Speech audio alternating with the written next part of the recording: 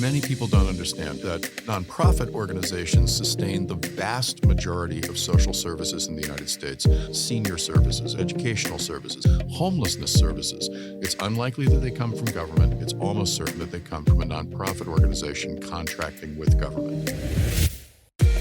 I'm Dr. Lamont Repillette, the president of Kean, New Jersey's Urban Research University. This is Urban Impact, a podcast where we examine the complex issues facing urban communities through meaningful conversations with scholars, community leaders, and others who are driving change. Recorded and produced on our campus in Union, New Jersey, this is Urban Impact. Here are your hosts, Michael Salvatore and Barbara George Johnson. Today, I'd like to welcome our guest, the Provost and Senior Vice President of Academic Affairs at Kean University, Dr. David Birdsell. Welcome to Urban Impact. Dr. Birdsell, I'd like to ask you about the role of nonprofits in urban communities. I know you've been active on several nonprofit boards in the New York City area and beyond, including the United Nations Senior Staff College, the New York City Fire Department, and the New York Public Library. How can nonprofits help local and state governments address issues facing our urban communities? I so appreciate this question, Mike. Nonprofits have been a passion of mine for several decades now, and I think that it's a sector that is little understood and is undervalued by almost all of the players, despite its importance in our lives.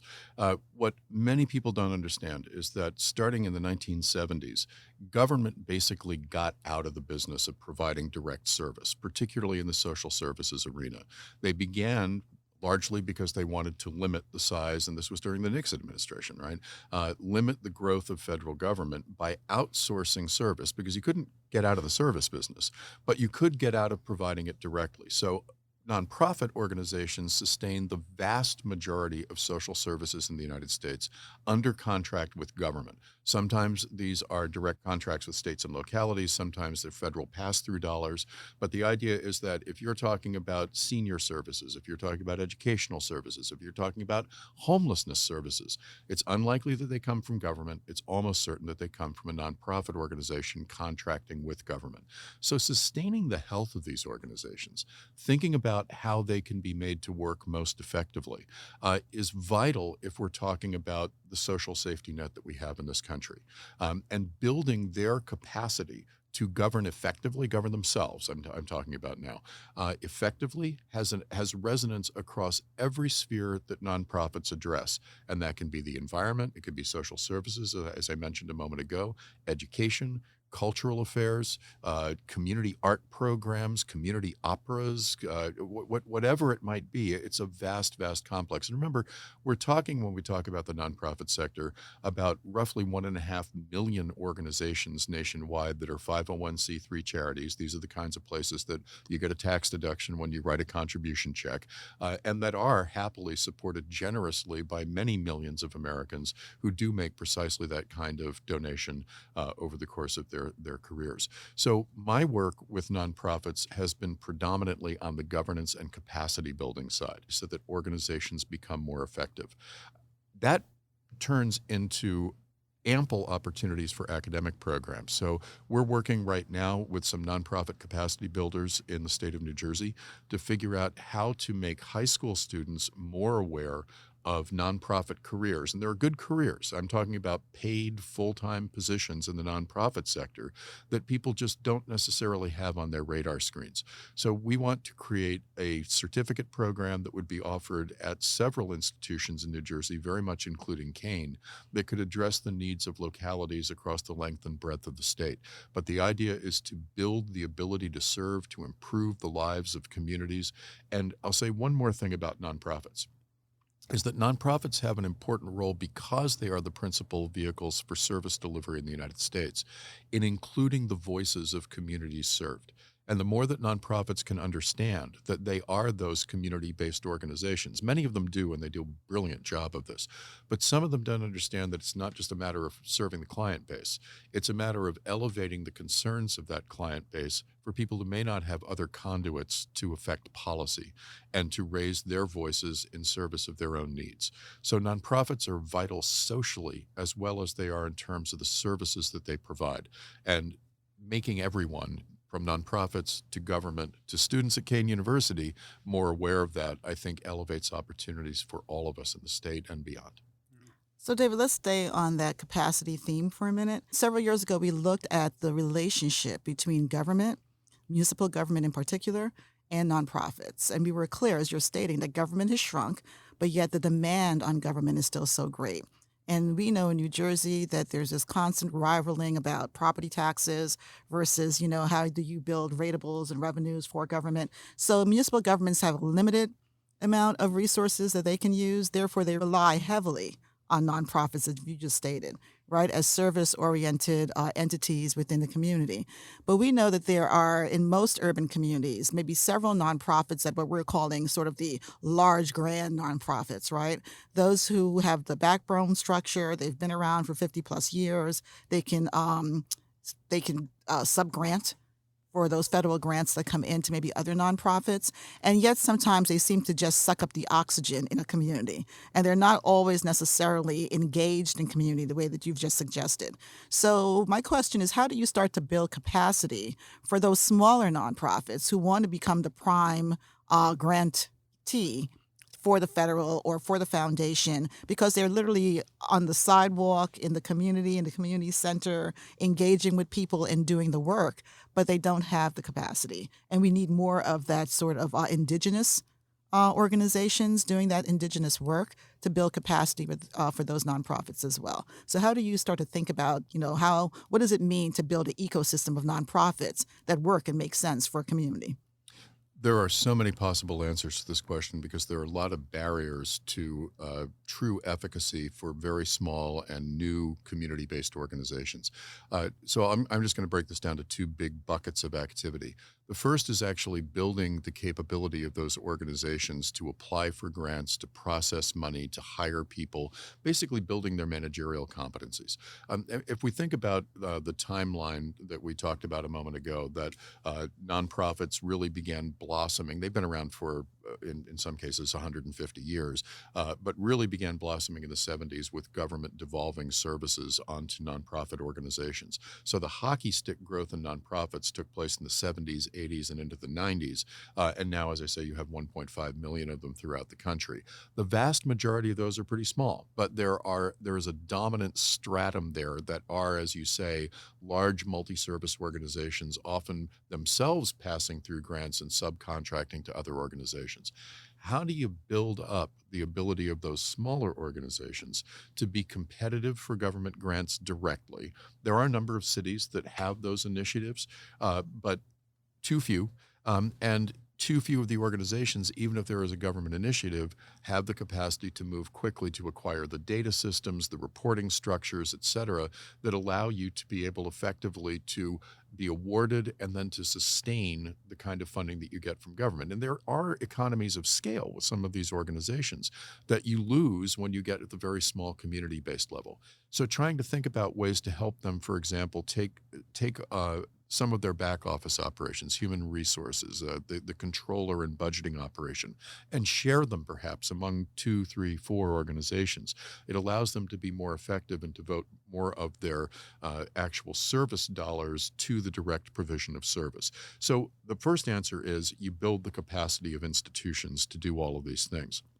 But I think a very important second answer is that you make government aware of the way in which government practices effectively exclude these organizations. That if you're requiring people to be able to, for example, in a performance-based contract, go 3 months, maybe 2 full quarters without receiving any money, well, that means you're not paying people if you're a small organization. Maybe if you're a big organization with 6 months, 9 months of forward-facing revenue, you could take a grant like that. But if you're a small organization, you absolutely can't, because you'll go out of business before your first payday as an institution.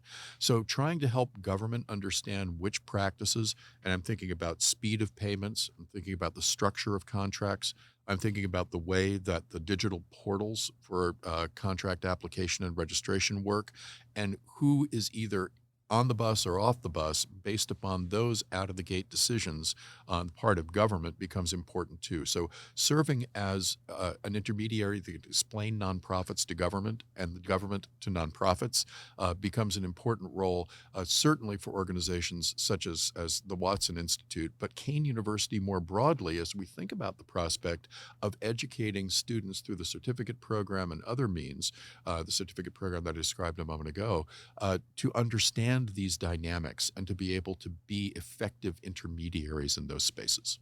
So, David, that sounds like a new course of study for Kean University. Sounds pretty good to me. Also, I think some of the challenge to that maybe there are a lot of nonprofits who want to save the world but want to do it their way. Yeah. And what you're suggesting is that there needs to be this partnership because they really can't sustain these massive changes or massive endeavors to effectuate change the way they want to see it.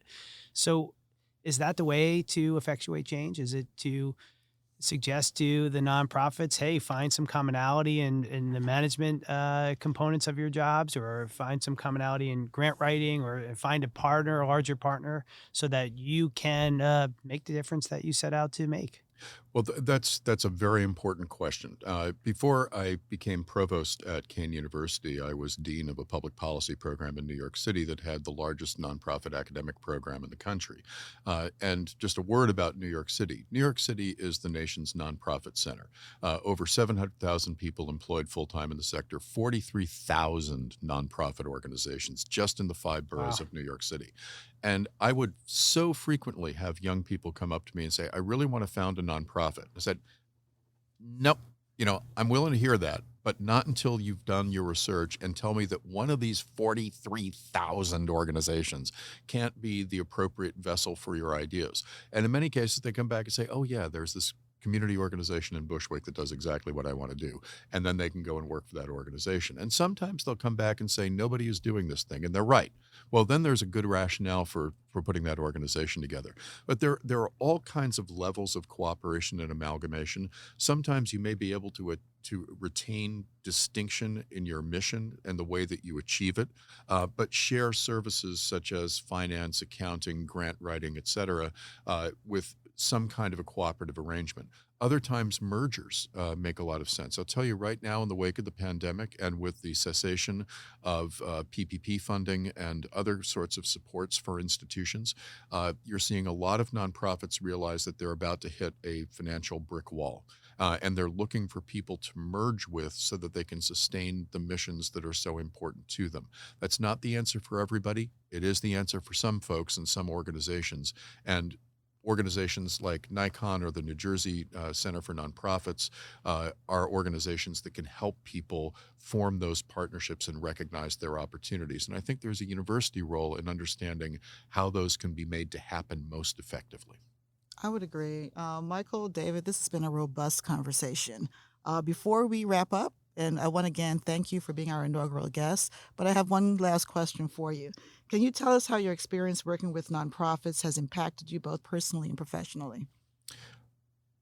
Wow, in so many ways, Barbara. Personally, it has been a great, it's been a voyage of discovery. I have found out so much about different areas, both of New York City, of New Jersey now, throughout New York State, the different cultures of public service in different areas, and they are dramatically different. I was actually doing research into nonprofit organizations, and particularly nonprofit leadership development in the early years of this century, and it took me all around the country to California, to Western Pennsylvania, to Michigan, elsewhere, and learning about the very, very different folkways and funding streams and expectations of boards, et cetera, that were fascinating to me. So I learned a lot more about my country. I've learned a lot more about what interests me. Nonprofits are also, in some respects, a par excellence embodiment of community spirit. People coming together, not to get rich, but to figure out how to solve problems. And I love that space. And I've tried to walk some of that space through my university life. And that's one of the things that has made me so powerfully convinced of the importance of long-term commitments, of open university borders, sort of a no-walls campus, that you are a resource for communities, and that community is a resource for you.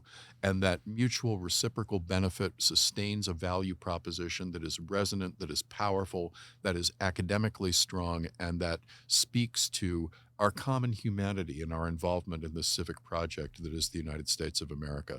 So nonprofits, universities, this is where I've lived my life, and I couldn't find a happier place to be. Well, we are fortunate to have you with your nonprofit background, with the work that you've done across the country and all of the areas that we've stressed on our conversation today, both policy and education. We are just so fortunate to have you as the provost of Kean University, leading this charge in urban research and definitely bringing that nonprofit and community lens. So thank you for being with us on Urban Impact today, Mike. Oh, I think it was great. I learned something every time I talk to David and listen. So having you next to me, I'm learning from you as well. So what a great experience today. And I look forward to the next conversation we have. Thank you, Barbara. Thanks, Mike. This has been great. Thank you. Thank you for listening to Urban Impact, a podcast produced by Kean, New Jersey's Urban Research University. Subscribe, rate, and review wherever you get podcasts.